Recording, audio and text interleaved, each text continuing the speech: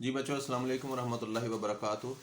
آج کا پاک اسٹڈی کا جو ہمارا لیکچر تھا اس کا دوسرا پارٹ ابھی حاضر خدمت ہے۔ تو چھٹا چیپٹر ہمارا چل رہا ہے، جیسا کہ آپ جانتے ہیں کہ اسلامی جمہوریہ پاکستان کی ثقافت، اس کا دوسرا پارٹ ہے قدیم وادی سندھ کی تہذیب و ثقافت۔ پہلے ہم نے ثقافت کا کلچر اور مفہوم اور اس کی اہمیت کو ڈسکس کیا۔ ابھی ہم آپ کے سامنے قدیم وادی سندھ کی جو تہذیب ہے اور ثقافت ہے اس کے اوپر بات کریں گے۔ دریائے سندھ اور اس کے جو معاون دریا ہیں، جو اس کو ملانے والے دریا ہیں، جو اس کے ساتھی دریا ہیں، جس وسیع علاقے کو سیراب کرتے ہیں وہ علاقہ وادی سندھ کہلاتا ہے۔ دریائے سندھ اور اس کے جتنے معاون دریا ہیں، جن جن علاقوں کو وہ سیراب کرتے ہیں وہ علاقے کیا کہلاتے ہیں؟ وادی سندھ کا علاقہ کہلاتے ہیں۔ وادی سندھ دنیا کی قدیم ترین تہذیب ہے اور یہ تہذیب تقریباً 5000 سال پرانی ہے۔ کتنے ہزار سال پرانی؟ 5000 سال پرانی تہذیب ہے۔ یہ بات پاکستانی قوم کے لیے بڑی قابل فخر ہے، یہ بات کہ موجودہ انسانی تہذیب کا آغاز ان کے علاقے سے ہوا۔ کن کے علاقے سے؟ پاکستانیوں کے علاقے سے ہوا۔ عراق اور مصر میں بھی اس کی ہم عصر تہذیبوں کو فروغ حاصل ہوا۔ 1922 میں موجودہ صوبہ سندھ کے شہر، جسے آج کل بہت مشہور شہر ہے ایک خاص سیاسی جماعت کی نسبت سے، شہر لاڑکانہ، جانتے ہیں آپ، پیپلز پارٹی جو سندھ کی جماعت ہے اس کی نسبت سے یہ لاڑکانہ بڑا مشہور شہر ہے۔ اس لاڑکانہ سے صرف 27 کلومیٹر کے فاصلے پر ایک انگریز ماہر آثار قدیمہ سر جان مارشل کی نگرانی میں موہنجو داڑو کے ٹیلوں کی کھدوائی کی گئی تھی۔ موہنجو داڑو جگہ کا نام ہے۔ تو اس موہنجو داڑو کے جو ٹیلے ہیں ان کی کھدوائی کی گئی۔ اسی دوران یہ عمل پنجاب کے شہر ساہیوال سے 24 کلومیٹر کے فاصلے پر ہڑپا کے ٹیلوں میں دہرایا گیا۔ ملتان کے ساتھ ساتھ بھی یہ 24 کلومیٹر کے فاصلے پر ہڑپا کے شہر میں بھی دہرایا گیا، وہاں پہ بھی ان کے ٹیلوں کی کھدوائی کی گئی۔ دونوں باقاعدہ اور منظم طور پر شہر آباد تھے۔ ماہرین کا خیال ہے کہ یہ شہر 5000 سال سے بھی پہلے آباد کیے گئے اور تقریباً 2500 سال پہلے تباہی کا شکار ہو گئے۔ 2500 سال پہلے دونوں دریا کے کنارے پر واقع تھے۔ گمان ہے کہ سیلابوں نے تباہی مچائی ہوگی۔ یہ گمان ہے کہ شاید سیلابوں کی وجہ سے یہ علاقے ختم ہو گئے۔ موہنجو داڑو کے معنی ہے مردوں کا شہر۔ اسے مردوں کا شہر نہیں کہنا بلکہ مردوں کا شہر، ڈیڈ باڈیز جسے ہم بولتے ہیں، مرے ہوئے لوگوں کا شہر۔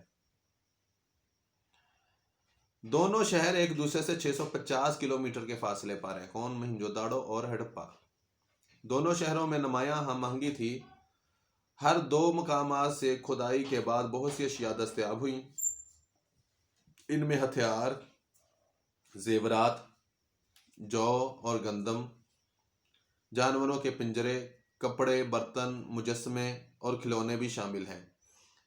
ملنے والی اشیاء سے اس دور کے انسانوں کی ثقافت، تہذیب و تمدن کا بھی پتہ چلتا ہے۔ ان کے عقائد کہ وہ عبادت کس کی کرتے تھے، ان کے رسم و رواج کیا کیا تھے، ان کا پیشہ کیا تھا، وہ کیا کام کرتے تھے، ان لوگوں کا طرز زندگی کیا تھا، ان لوگوں کا رہن سہن کیسا تھا، یہ ساری باتیں جو ہیں یہ اس انداز سے ہمیں پتہ چلتی ہیں۔ کھنڈرات سے فن تعمیر اور شہروں کی ساخت کا بھی علم ہوا ہے کہ ان کے جو شہر تھے ان کی ساخت کیسی تھی، ان کی بناوٹی کیسی تھی، اور ان کے فن جو تعمیر ہیں، ان کو تعمیر کے اندر کیا کیا چیزیں جو تھا، شوق تھا تعمیر کرنے کا، ان چیزوں کا بھی اس چیز سے بخوبی اندازہ ملتا ہے۔ گھر، سڑکیں، نالیاں، حمام اور مارکیٹیں ان کے دور میں بھی موجود تھیں۔ گھر، سڑکیں، نالیاں، مارکیٹیں اور حمام وغیرہ بھی جو نہانے کے لیے یا شیپ بنانے کے لیے حجام کے ہوتے ہیں، ان کے آثار بھی ملے ہیں۔ گلیاں کھلی تھیں، چوڑی تھیں اور سیدھی تھیں اور بڑی خوبصورت تھیں۔ ان کی کٹائی بہت خوبصورت تھی۔ اکثر گلیوں کی چوڑائی 33 فٹ کے لگ بھگ تھی، جیسے پنجابی میں لوگ بولتے ہیں 33 فٹا بازار۔ آج ہمارے اکثر یہ پنجاب کے علاقوں میں بات پائی جاتی ہے۔ تو وہ گلیاں جو تھیں اکثر 33 فٹ کی خوبصورت گلیاں تھیں۔ گھر، نالیاں، گلیاں، سڑکیں پختہ اینٹوں سے بنائی گئی تھیں، پکی اینٹوں سے بنایا گیا تھا یہ سارا معاملہ، یہ سارا مٹیریل، پکی اینٹیں یہاں پہ استعمال کی گئی تھی۔ اس سے آپ اندازہ لگائیں کہ ان لوگوں کا رہن سہن بڑے اچھے لیول کا تھا اس دور میں۔ بعد گھر کا چینٹوں کے بھی تھے، کچھ مخصوص گھر صرف ماحول کو صاف ستھرا رکھا جاتا تھا، حفظان صحت کے اصول اپنائے جاتے تھے، گندے پانی کی نکاسی کے لیے باقاعدہ نالیاں بنائی گئی تھیں، اور جن کی صفائی اور ستھرائی کا اندازہ آپ اس بات سے لگا سکتے ہیں کہ ان نالیوں کو اوپر سے باقاعدہ ڈھانپا گیا تھا۔ آج کے ترقی یافتہ دور میں بھی لوگوں کی نالیاں ننگی ہوتی ہیں، اس دور میں 5000 سال پہلے بھی دیکھیں تو لوگوں نے نالیاں اپنی ڈھانپی تھیں، جس سے آپ بدبو سے بھی محفوظ رکھتے ہیں، گندگی سے بھی محفوظ رکھتے ہیں، اور کوئی جانور یا انسان اس نالی کے اندر گرنے سے بھی محفوظ رہتا ہے، اور اس کے چھینٹوں سے بھی محفوظ رہتا ہے۔ روشنی اور ہوا کے گزر کا بھی خصوصی اہتمام کیا جاتا تھا۔ اناج کو محفوظ رکھنے کے لیے گودام تعمیر کیے جاتے تھے، کپاس کی کاشت ہوتی تھی، کیونکہ سوتی کپڑا پہننے کا ثبوت ماہرین کو کھدائی کے بعد ملا۔ چرخے سے ملتی جلتی مشین بھی کھدائی کے اندر سے نکلی، جس سے کپڑے کی موجودگی کا مزید ثبوت ملا۔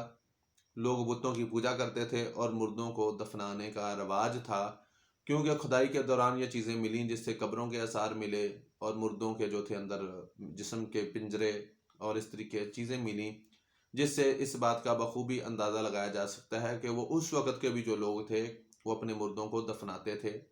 اور اس سے یہ بھی پتہ چلا ہے، کیونکہ ہر مذہب جو ہے وہ مردوں کو دفناتا نہیں، کچھ ایسے ہیں جلانے والے ہیں، کچھ ایسے ہیں دفن کرنے والے ہیں، تو الگ الگ۔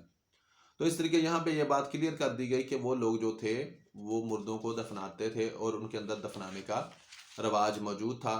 تو یہاں تک بچوں جو آپ کی بات ہے وہ قدیم وادی سندھ کی تہذیب و ثقافت کی جو بات ہے وہ مکمل ہو گئی ہے۔ اگر کسی بچے کا کوئی سوال ہے، کوئی بات ہے، کسی بھی طرح کی کسی سے ریلیٹڈ کوئی کویسچن ہے، تو وہ مجھ سے پوچھ سکتا ہے۔